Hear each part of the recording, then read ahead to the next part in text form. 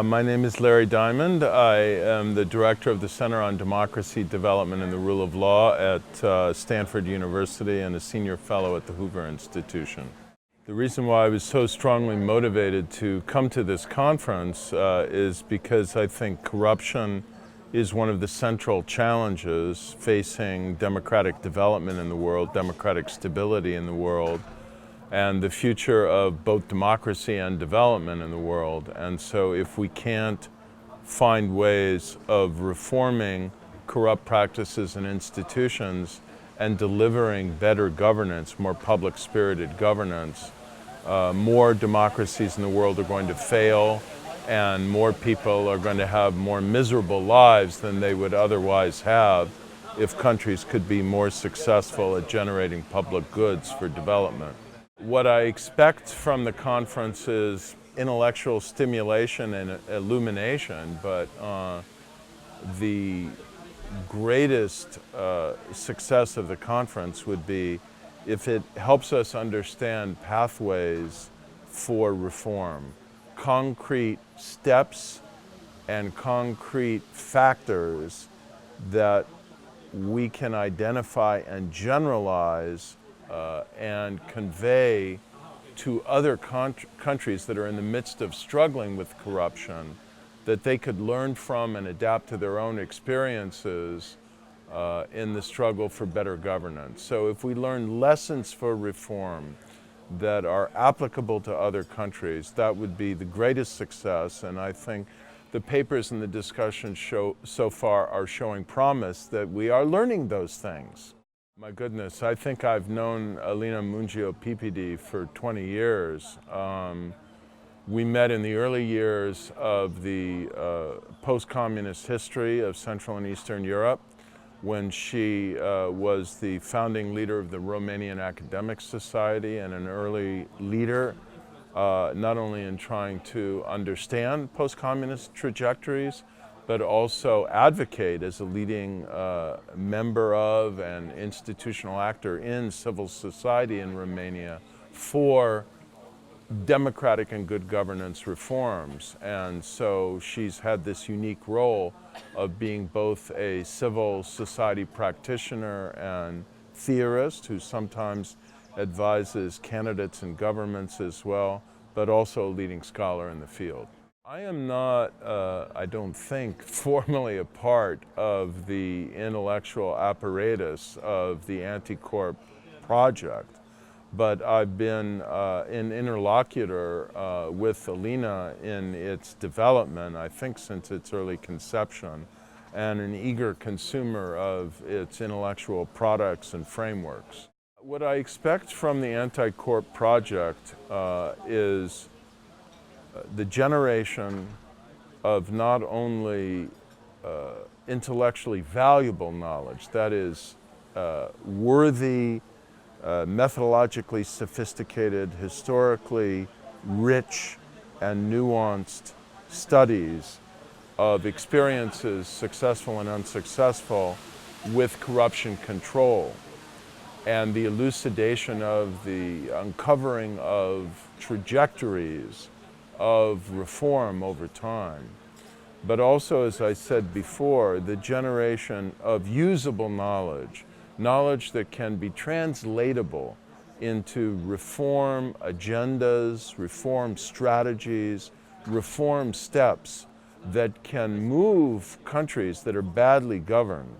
that are stuck in vicious circles of corruption, predation,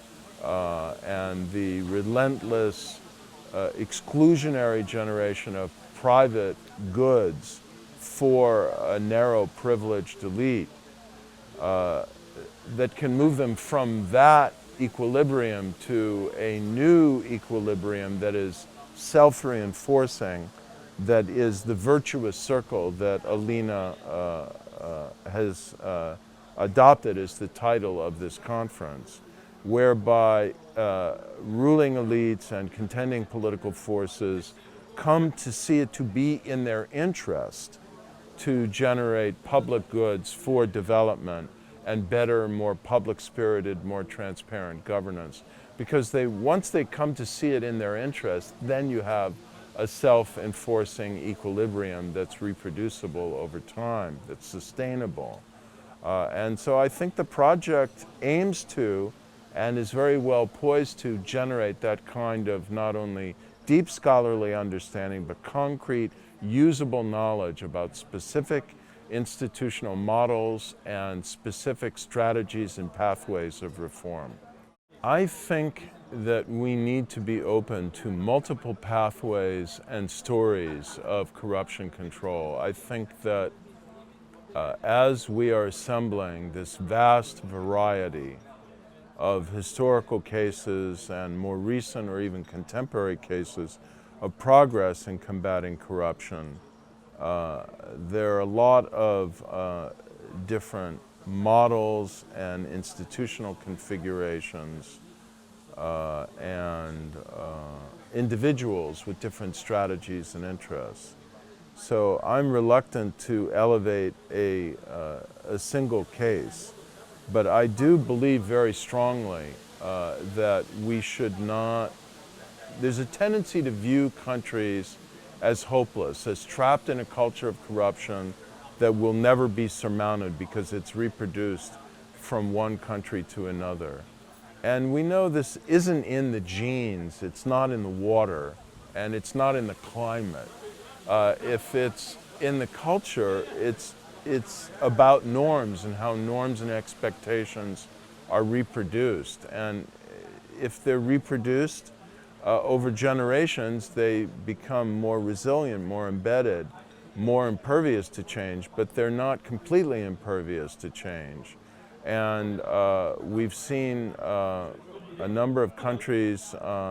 in the developing world, Korea and Taiwan are great examples, move rather dramatically toward better governance when they've had histories of patronage, clientelism, so on and so forth. In the case of Taiwan, where I lived for a year, and where we have an excellent paper at this conference that I think helps us understand the historical story, even though they don't have what we would generally consider to be the ideal, clean institutional arrangement of one clear anti-corruption commission that has clear, undisputed authority, you see a very interesting interaction of leadership from above, recognizing that if they were going to survive as a country and develop, they had to rein in corruption and deliver better governance and gradually produce a professional and meritocratic civil service, interacting with an increasingly mobilized and vigilant civil society,